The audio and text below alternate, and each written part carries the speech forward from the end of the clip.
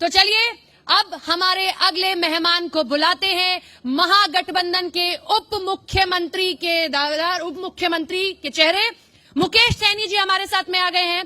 बहुत बहुत शुक्रिया सर हमारे साथ जुड़ने के लिए। और चर्चा को आगे ले जाएंगे मेरे सहयोगी अरुण सिंह।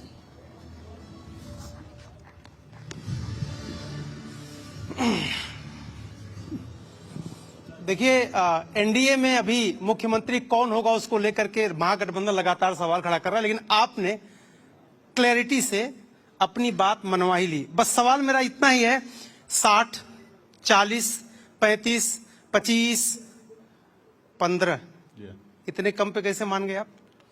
नहीं, देखिए 60 जब हमने टारगेट रखा था, ये पार्टी के लिए हमने रखा कि आगे आने वाले समय में हमारे पार्टी का ब्लूप्रिंट क्या होगा, पार्टी कहां तक पहुंचाना है।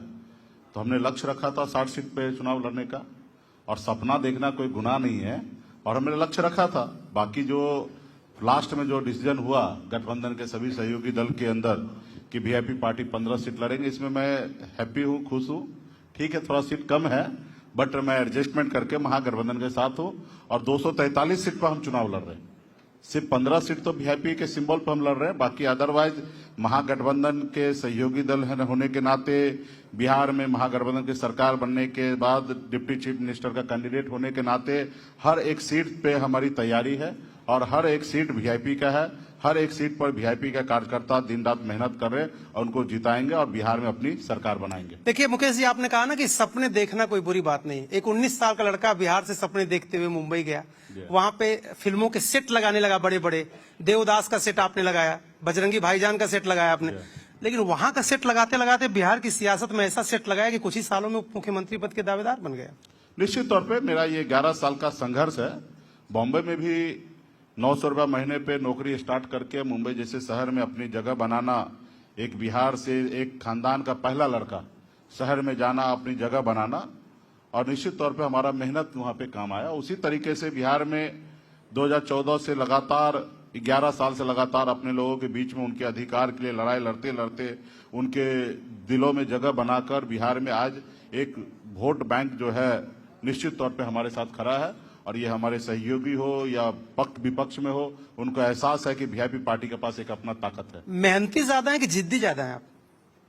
मेहनत भी करता हूं और जिद भी करता हूं। क्योंकि जिस तरह से आपने वहां पर एक प्रेस कॉन्फ्रेंस 11 बजे, 3 बजे, 6 बजे, फिर आपने बोला डॉक्टर को दिखाना पड़ेगा, फिर आप डॉक्टर के पास गए, फिर उधर स्वस्थ पूरी तरह हो गए कि अभी दोबारा के भी डॉक्टर की जरूरत पड़ सकती है? नहीं, स्वस्थ हो चुका है। अभी तो पहले था, थोड़ा अनमन था, चीजें हमने साफ लफ्जों में आपको कहा था, थोड़ा अस्वस्थ है, उसको जल्द से जल्द हम लोग गठबंधन ठीक कर लेंगे। हमने कर भी लिया है। और जब हम आपने कहा ना जिद्दी हैं या मेहनती, तो मेहनत करते हैं, हमें पता है कि हम क्या कर रहे हैं, किसी के भरोसे में नहीं रहते हैं। इसलिए हमारा अपना जिद भी होता है कि मैं जो चीज सोच लूं वो तो करना ही है। हमने कभी कल्पना नहीं किया था कि मैं बिहार जैसे प्रदेश में जहां 13 करोड़ की आबादी हो और ये यहाँ पे सरकार जो बनेगी उसका डिप्टी चीफ मिनिस्टर में बनूंगा, मैंने कभी सपना नहीं देखा था। लेकिन मैं रास्ते में काम करने लगा और एक उम्मीद बन चुका कि मैं बिहार में परिवर्तन ला सकता हूं। 2020 में हमने मुख्यमंत्री बनाया। अगर हम समर्थन नहीं देते तो नीतीश कुमार बिहार के मुख्यमंत्री नहीं होते। तो क्यों बर्खास्त क्यों कर दिया उन्होंने आपको? अभी देखिए, बड़ी मछली अक्सर जो है छोटी मछली को खाने का काम करते हैं, और कोई नहीं चाहते कि अति पिछड़ा समाज का बेटा डेवलप होके आगे बढ़े। तो उनकी अपनी रणनीति होता है, और कभी कभी जब सामने वाला बड़ा स्ट्रांग हो और बड़े विजन के साथ आपके साथ काम करा, तो निश्चित तौर पे कभी कभी आपका वहां पे हार होगा। एक डायलॉग है ना, सरकार आपकी सिस्टम हमारा। तो सरकार महागठबंधन की बनेगी कि नहीं बनेगी ये तो बात की बात है, लेकिन सिस्टम आपका पूरा चल रहा है। नहीं, ऐसी बात नहीं, सरकार भी बनना है और सिस्टम भी चलना है। और ये सरकार बना के, और ये डिप्टी चीफ मिनिस्टर हो या सीएम का कुर्सी हमारा जागीर नहीं है। एक व्यवस्था है, उस व्यवस्था पे बैठना है। और जो हमने अपनी जिंदगी में विजन के तहत यहाँ तक हम पहुंचे, सफर तय हमने किया है, गांव से निकलकर मुंबई जैसे शहर, शहर से गांव, ये विजन हम आने वाले समय में अपने लोगों के लिए इस्तेमाल करना चाहते हैं। जैसे अपने जिंदगी में हमने तरक्की पाया है कम समय में, उसी तरीके से राज्य में तरक्की हो। मैं जानता हूं, तकलीफ झेला हूं कि अपने घर से दूसरे प्रदेश में रहना, अपने परिवार को, रिश्तेदार को छोड़कर दूसरे राज्य में नौकरी करना, रहना कितने कठिन होता है, वो मैंने झेला है। मैं नहीं चाहूंगा कि अपने राज्य के लोग दूसरे राज्य में जाके डर भटके मामूली नौकरी के लिए। ये बात सही है कि देश विदेश या किसी राज्य में जाना बड़े बिजनेस करने के लिए अच्छी बात है, बड़ा कारोबार के लिए, लेकिन एक मामूली 10,000 15,000 की सैलरी के लिए दूसरे राज्य में जाके काम करना, मैं मानता हूं कि ये सही नहीं है। तो मजदूरी अपने गांव में भी, अपने राज्य में भी उसको मिल सकता है, लेकिन सरकार अच्छे से अगर विजन बनाए तो निश्चित तौर पे सरकार अपने राज्य में जगह मिल सकती है। लेकिन मुकेश जी, आपने ना जाने अनजाने जो मधुमक्खी का छत्ता है ना, उसमें आपने मार दिया पत्थर। अब बताइए, ओवैसी जी कह रहे हैं कि भाई मल्लाह का लड़का डिप्टी सीएम बनेगा और मोहम्मद का लड़का नहीं बनेगा। क्यों भाई? अभी उनको हमने कहा कि नहीं बनेगा? तो बनेगा ना डिप्टी सीएम मुस्लिम। देखिए, हमारी सरकार जो है, गठबंधन जो है, हम सरकार बनाएंगे। सरकार बनाने के बाद हमारे लिए राज्य के सभी जाति, सभी धर्म, सभी वर्ग के लोगों के लिए सरकार होगा। और यहाँ पे जो वोट हमें देंगे उनको भी धन्यवाद है, जो नहीं देंगे उनका भी धन्यवाद है।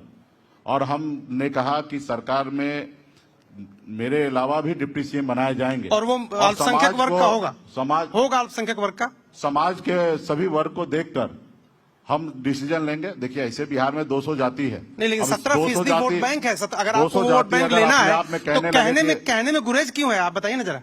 नहीं, देखिए, ये सब हमारे रणनीति का पार्ट है, और रणनीति का पार्ट में कैसे आपके सामने डिस्कशन कर लूं? अच्छा, चलिए ठीक है। एक सवाल मेरा ये कि नेता वो होता है जो फ्रंट से लीड करे, परिभाषा है सामान्य रूप से। आप भी नेता है अपनी पार्टी के, आप चुनाव क्यों नहीं लड़ते? क्यों नहीं आप फ्रंट से लीड करते? नहीं, देखिए, हमारा पहले से प्लान था मैं चुनाव लड़ने का, और काफी ज्यादा सीट पर मेरा प्लान था लड़ने का, लेकिन अंतिम आवर में 15 सीट पर एडजस्टमेंट हुआ, और उसमें बहुत सारे हमारे जो पार्टी के मजबूत नेता है, कार्यकर्ता है, वो चुनाव से वंचित रह गए। और इसलिए मैंने भी त्याग किया कि अगर हमारे पार्टी के वरिष्ठ नेतागण अगर चुनाव नहीं लड़े तो मैं भी नहीं लड़ूंगा।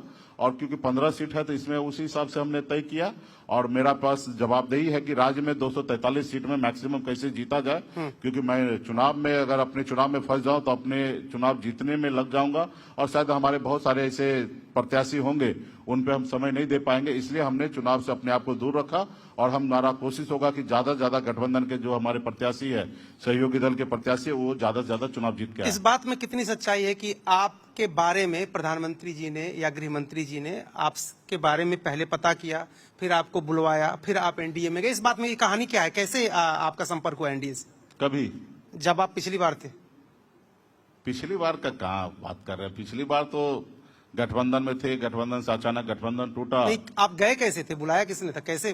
नहीं, हम गए नहीं थे, हमने गठबंधन तोड़ा, और यही मोरिया होटल में हमने प्रेस कॉन्फ्रेंस किया कि बिहार में मैक्सिमम सीट पर हम चुनाव लड़ेंगे, और वहीं से फोन आया कि आप आइए हमसे गठबंधन कीजिए। वही फोन किससे आया? भारतीय जनता पार्टी की तरफ से आया। अरे किसने फोन किया? अरे बहुत सारे बड़े बड़े नेता हैं, फोन किए, उनको जरूरत था, और हमें भी किनारा लगना था, तो हमने समझौता कर लिया, गठबंधन कर लिया 11 सीट एक एमएलसी के साथ, और उनके साथ जाके सरकार 2020 में हमने बनाया। अगर हम नहीं जाते तो सरकार नहीं बनता। तो इस बार फिर फोन लाइन खुली है कि बंद है? बंद है। पक्का? अभी विचार से लैस हो चुके हैं। अगर ऐसा रहता तो अलग तरीके से होता, लेकिन हमने विचार से बंद गए। अभी देश के बारे में सोच रहे हैं, क्योंकि मोदी जी, आपको पता होगा कि 2014 में उन्होंने कहा हम अच्छे दिन लाएंगे और 2 करोड़ युवा को नौकरी देंगे, विदेश में काला धन है उसको लाएंगे, सबके खाते में 15-15 लाख रुपया देंगे। ये सब कुछ नहीं हुआ। अभी देश के 80 करोड़ लोगों को 5 किलो चावल में लाइन में लगा दिए हैं। आप बताइए हमारा देश कहाँ जा रहा है? अभी देश में 5 किलो चावल में, आज के समय में 5 किलो चावल में लोग अपनी जिंदगी बिताए। लेकिन लोग वोट तो दे रहे हैं। अब ठीक है, वोट दे रहे हैं, हम कहाँ ना कर रहे हैं कि नहीं दे रहे हैं, लेकिन आप बताइए कि ये देश इस तरीके से चलेगा कि देश के युवा को रोजगार की जगह 5 किलो चावल दिया जा रहा है? अच्छा, बीच में कैसे तरक्की करेंगे? बीच में जब थोड़े दिन के लिए आप थोड़ा सा नाराज हो गए थे, 2-3 दिन के लिए, तो फोन आया था क्या उधर से, जिधर से पिछली बार आया था? नहीं, मैं कोई कोशिश नहीं किया, और मुझे उधर जाना ही नहीं था, और विचार से हम बंधे थे, और हमें हर हाल में गठबंधन के साथ हमें रहना था, और गठबंधन के साथ हम रहे। थोड़ा बहुत ठीक था, सीट को लेकर आगे पीछे हुआ, बट हमने एडजस्टमेंट किया। बट आप तो देखिए गंगा पुत्र है ना? जी, आप तो गंगा पुत्र हैं।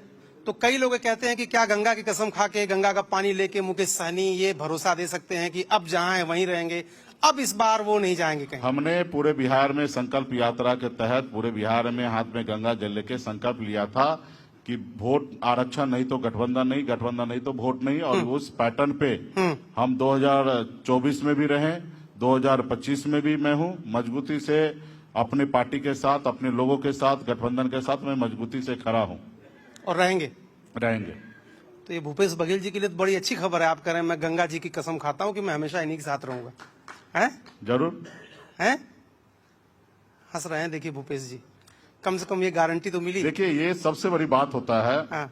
कि आप लोग, अभी हम क्या कह सकते हैं, इस देश धरती पर सीता माता के ऊपर भी आरोप लगा दिया गया, और आप लोग खास करके गरीब छोटे पार्टी को ये मानते हैं कि ये बिक जाएंगे, चले जाएंगे, जबकि सच्चाई ये है नहीं, जितने हमारा ऐसा गरीब लोग होते हैं वो उतना विचार से मजबूत होते हैं, उतना ही मजबूती से चलते हैं।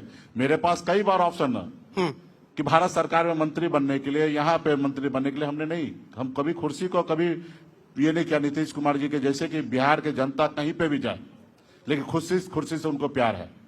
नीतीश कुमार जी 2005 में सरकार में आए, जनता का था मूड की नीतीश जी आए।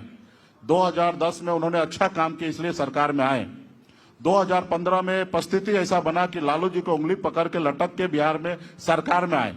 2020 में एक परिस्थिति ऐसा बना कि 42 विधायक के साथ वो मुख्यमंत्री बने, और आज फिर से वो मुख्यमंत्री का ऐसे कैंडिडेट है, लेकिन भारतीय जनता पार्टी तो मान नहीं रहे।